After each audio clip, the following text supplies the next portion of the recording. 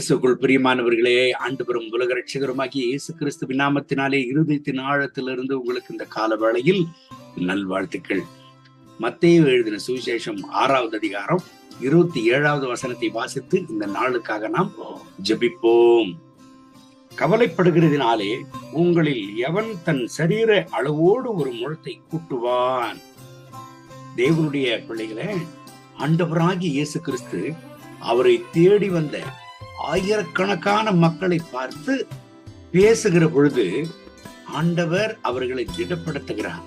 கவலைப்படாதீர்கள், உங்கள் தேவைகளை குறித்து கவலைப்படாதீர்கள் என்று ஆண்டவர் அவர்களை திடப்படுத்துகிறார். 26வது வசனத்தை வாசிப்போமானால், ஆகாயத்து பறவைகளை பாருங்கள், அவைகள் விதைக்கிறதுமில்லை, அறுக்கிறதுமில்லை, அவைகளை பிழைப்பூட்டுகிற தேவன் உங்களை பிழைப்பூட்டுவார் என்று ஆண்டவர் சொல்லுகிறார். இந்த கால வேளையில என் அன்பு தேவனுடைய பிள்ளைகளை, நீங்கள் எதை குறித்து கவலையோடு இருக்கிறீங்க? எதை குறித்து व्यसனத்தோடு இருக்கிறீங்க? இந்த நாட்களில ஒரு விஷயத்தை நாம் பார்ப்போமானால், அநேக கவலைகளினால, அநேக மனபாரம், அநேக கவலைப்படுகிறதுனாலே மனித சந்ததிக்கு வியாதிகள் அதிகமாகிறது என்கிற ஒரு கருத்தை நாம் பார்க்கிறோம். கவலைகள் தான் இல்லாத வியாதிகள் எல்லாம் கொண்டு வருமா? தேவனுடைய பிள்ளைகளை, அதிலும் விசேஷமாக எதை குறித்து நம்ம கவலைப்படக்கூடாது? நம்முடைய எதிர்காலத்தை குறித்து கவலைப்படக்கூடாது. காரணம், நம்முடைய எதிர்காலம் கர்த்தருடைய கரத்தில் இருக்கிறது. நம்முடைய எதிர்காலம் ஆண்டவரிடத்தில் இருக்கிறது. அவர் யெகோவா ஈரே, அழைத்த தேவன் உண்மையுள்ளவர்.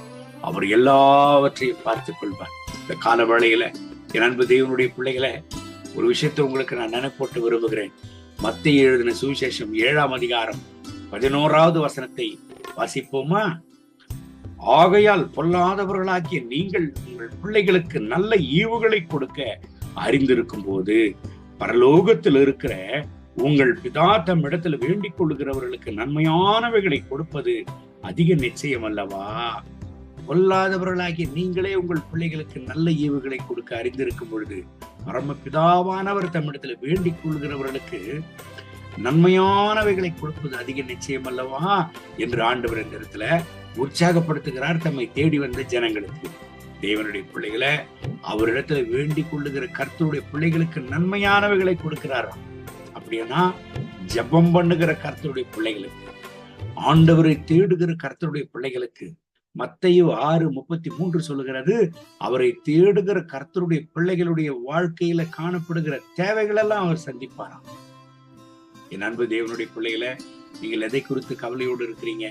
கண்ணீரோடு, வருத்தத்தோடு, வேதனையோடு இருக்கிறீங்களா? கவலைப்படாதீங்க. உங்களை அழைத்தவர் உண்மையுள்ளவர். உங்க தேவைகள் எல்லாம் சந்திப்பாரு. சோர்ந்து போகாதீங்க. ஆண்டவர் உங்களை ஜீவனுள்ள சாட்சியா நிறுத்துவார். இந்த வசனத்தின்படி கர்த்தர் உங்களை ஆசீர்வதித்து இந்த நாள் முழுவதும் நடத்துவாராக. கண்களை மூடி ஜெபிப்போமா? அன்பின் ஆண்டவரே, இந்த கால வேளையில என்னோடு சேர்ந்து ஜெபித்துக் கொண்டிருக்கிறேன் அன்பு சகோதர சகோதரிகளுக்காக ஜெபிக்கிறேன். இவர்களை ஆசீர்வதிங்க. கர்த்தருடைய மனதிற்கு இவர்கள் மேல இறங்கி வரட்டும். உடைய ரத்த கோட்டுக்குள்ள இவர்களை மூடிமறையும். எதை குறித்து இவர்கள் கவலையோடு இருக்கிறார்களோ, என்ன தேவைகளை குறித்து விசாரத்தோடு கவலையோடு இருக்கிறார்களோ, இன்றைக்கே இவர்கள் தேவைகளை சந்தியும். ஒரு அற்புதத்தை இவர்கள் வாழ்க்கையில செய்தாலும் இவர்கள் துக்கம் சந்தோஷமாக மாறட்டும்.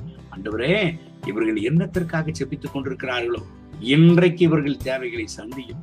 கர்த்தருடைய மனதிற்கும் அளவில்லாமல் இவர்கள் மேல் இறங்கி வரட்டும். மகிமை கனம் துதி உமக்கே, இயேசுவின் நாமத்தில் பிதாவே. ஆமென், ஆமென்.